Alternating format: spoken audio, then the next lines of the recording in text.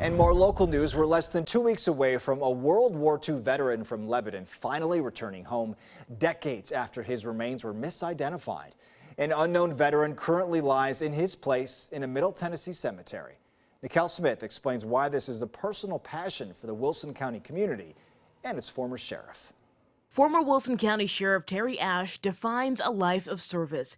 After his time in the military followed that of his father's, he is now dedicated to helping 2 World War II veterans find their final home. My daddy was a United States Marine, fought on Guadalcanal with both of these men, and it's personal with me a little bit too. In a case of mistaken identity, another World War II veteran lies in the plot for U.S. Marine Captain Glenn Walker, who is supposed to be buried next to his parents in Wilson County.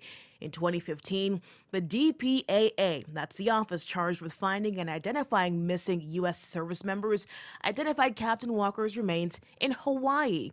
There is now a mission to get the veteran home and identify the one buried in his place. There's a tragedy, there's a tear, and there's a smile in this. The tear is for the Marine.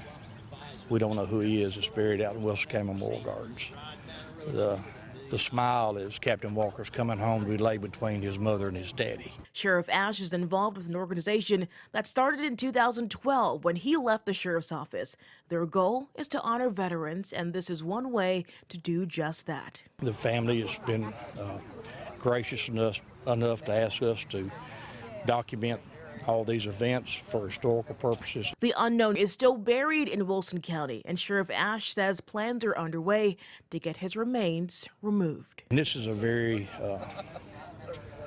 tough thing to do in exhuming someone. They're aiming to get it done in about 2 weeks in hopes of bringing closure to the families of 2 men who made the ultimate sacrifice for their country. It tells me that the American government is not giving up. As long as our military doesn't give up on identifying these people, that's a blessing to a lot of families. Reporting in Wilson County, Nicole Smith, News 2. And the sheriff says Captain Walker is expected to be back home in Lebanon by the 21st or 22nd. A memorial service is planned for July 24th at Fairview Church in Lebanon, followed by a burial at the Wilson County Memorial Park Cemetery.